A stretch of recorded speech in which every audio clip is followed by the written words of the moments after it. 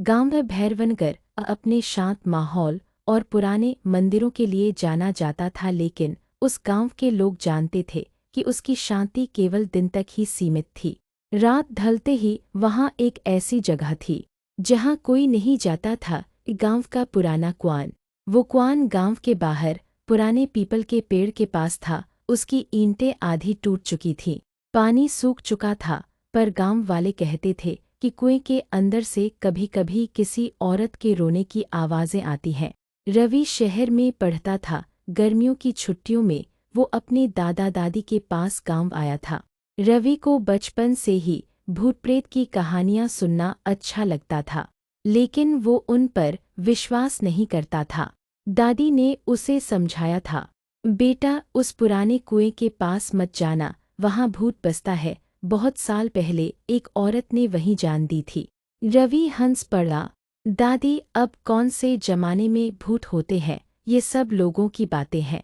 दादी गंभीर होकर बोली, तू हंस ले बेटा, लेकिन उस कुएं की परछाई किसी को नहीं छोड़ती। एक रात रवि के दोस्तों ने उसे चुनौती दी, अगर तू सच में नहीं डरता तो रात में उस कुएं तक जाकर दिखा। रवि ने चुनौती स्वीकार कर ली। रात के 10 बजे वो टॉर्च लेकर अकेला निकल पड़ा। आसमान में बादल थे, हवा में सिहरन थी, और पीपल का पेड़ अंधेरे में डरावना लग रहा था।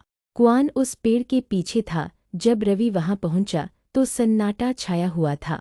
उसने टॉर्च की रोशनी कुएं में डाली, सिर्फ काला अंधेरा था।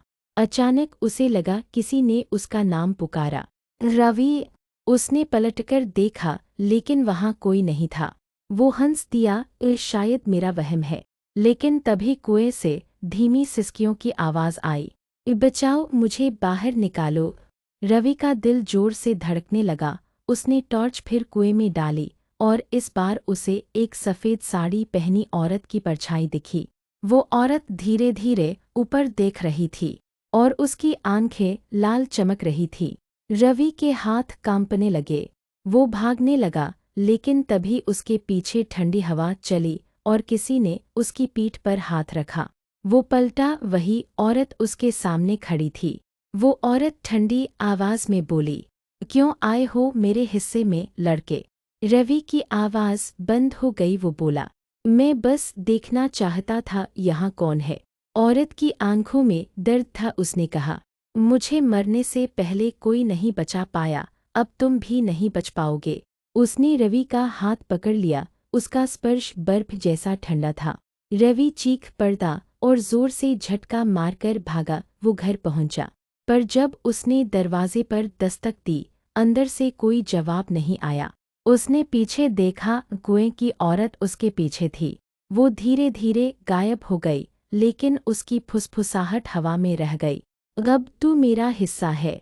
सुबह जब रवि की दादी उठी तो उन्होंने देखा कि रवि का बिस्तर खाली था। कपड़े, टॉर्च और जूते सब गायब थे। गांव वालों ने पूरे इलाके में खोज की, लेकिन रवि का कोई निशान नहीं मिला। कुएं के पास उन्हें रवि की टॉर्च और उसका एक जूता मिला। दादी रोती रहीं, मैंने कहा था उस कुएं के पास मत जाना। गांव में फिर से डर फैल गया। किसी ने भी रात को बाहर निकलना बंद कर दिया। 3 दिन बाद रवि का दोस्त अर्जुन आया। उसे विश्वास नहीं था कि रवि गायब हो गया है। उसने गांव के लोगों से पूछा, लेकिन सबने एक ही बात कही, वो कुएं की औरत उसे ले गई। अर्जुन ने तय किया कि वो सच्चाई पता करेगा। रात को उसने अपने मोबाइल में रिकॉर्डिंग ऑन की और कुएं की तरफ गया। हवा ठंडी थी, पेड़ हिल रहे थे, और ऊपर बादलों में बिजली चमक रही थी। जैसे ही वो कुएं के पास पहुंचा, उसने सुना, अर्जुन। वो रुका, डर के मारे कांप उठा। कौन है वहाँ? कुएं से आवाज़ आई, मैं रवि हूँ, मुझे बचा ले। अर्जुन का चेहरा पीला पड़ गया। उसने टॉर्च कुएं में डाली और नीचे से रवि का चेहरा पानी पर तैरता हुआ दिखा। उसकी आंखें खुली थीं और होठों पर किसी अदृश्य मुस्कान की झलक थी। अर्जुन ने कांपते हाथों से मोबाइल गिरा दिया और भाग गया। अगले दिन अर्जुन ने गांव के बुजुर्ग रामसेवक बाबा से पूछा, बाबा, इस कुएं की कहानी क्या है? बाबा ने लंबी सांस ली और बोले, बेटा, बहुत साल पहले इस कुएं के पास एक औरत रहती थी और उसका नाम सावित्री था।